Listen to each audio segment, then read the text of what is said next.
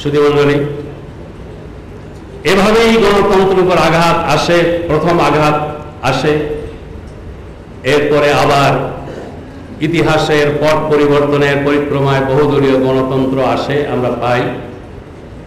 কিন্তু তাতেও আবার 82 সনের আজকের এই দিনে সম্ভবত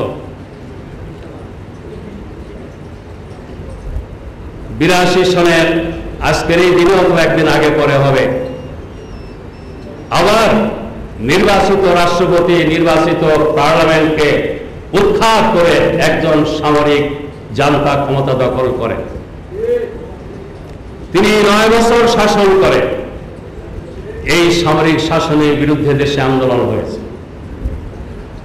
আওয়ামী লীগের নেতৃত্বে প্রথমে 15 দল, পরে 8 দল, বিএনপি নেতৃত্বে 7 দল রাজপথে সংগ্রাম করেছে।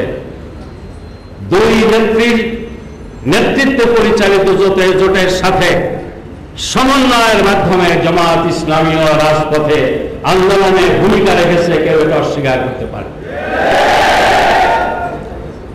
যে ক্যারটেকার সরকার ব্যবস্থা বাংলাদেশে প্রথম অবাধ, সুষ্ঠু, নিরপেক্ষ নির্বাচন নিশ্চিত করেছিল, এই ক্যারটেকার সরকারের ফর্মুলা উপস্থাপন করেছিল জামায়াত ইসলামী।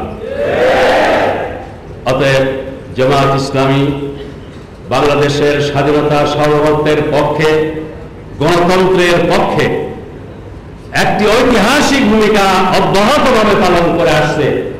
জামায়াত ইসলামীর চরম রাজনৈতিক প্রতিপক্ষের জন্য এটা অস্বীকার করা সম্ভব নয়।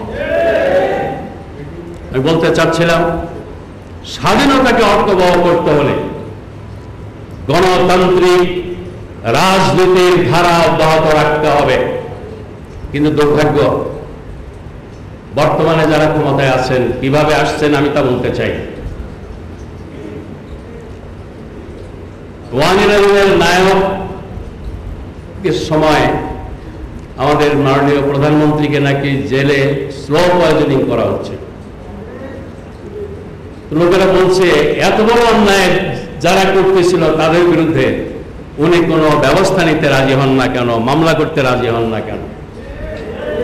এ প্রশ্ন আমারও, এর বেশি আমি বলতে চাই। এই ব্যাপারে আমি বেশি নাক গলাতে চাই না, কিন্তু এটা প্রশ্ন জনমনে আছে, থাকবে। এই বাস্তবতাকে কেউ অস্বীকার করতে পারে। আওয়ামী লীগ যখনই ক্ষমতায় এসেছে তখনই গণতন্ত্রের উপর আঘাত এসেছে এবং ইসলামের উপরও আঘাত এসেছে।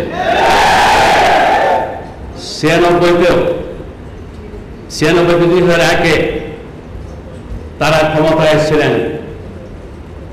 তাদের দলীয়করণ এবং রাজনৈতিক নির্যাতন, নিপীড়নের প্রতিবাদে এই 4 দলীয় জোট গড়ে উঠেছিল এবং 2001 নির্বাচনের মাধ্যমে তার জবাব দেওয়া হয়েছে।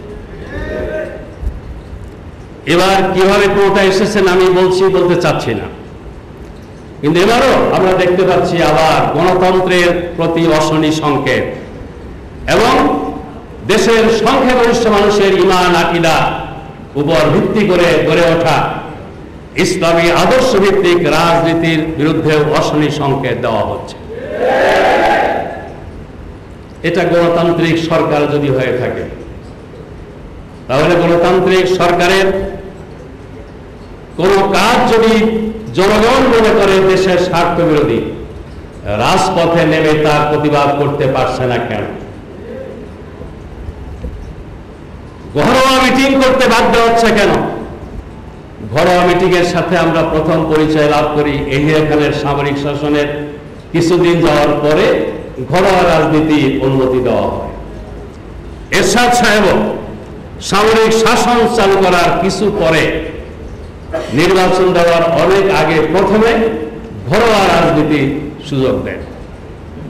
আমাদেরকে ঘরের মধ্যে সমাবেশ করার জন্য পারমিশন নিতে হবে। অফিসের মধ্যে মিটিং করতে গেলেও সেখানে পুলিশ ঢুকে জিজ্ঞেস করে আপনারা কি করছেন। রাজশাহীতে জামায়াত ইসলামী অফিস, একটা প্রকাশ্য জায়গা, ঘোষিত অফিস, সেই অফিসে মিটিং করা হয়েছে, সেখানে ঢুকে 4 জনকে গ্রেফতার করার পরে পত্রিকায় নিউজ দেওয়া হয়েছে গোপন মিটিং থেকে গ্রেফতার করা হয়েছে। এদেশের এমন কোন বেকুব আছে যে ঘোষিত রাজনৈতিক দলের অফিসের মধ্যে গোপন বৈঠক করে? এটা গণতন্ত্রের প্রতি প্রহসন ছাড়া আর কিছুই নয়। গণতন্ত্র গলা টিপা হত্যা করে স্বাধীনতাকে অর্থবহ করা সম্ভব নয়।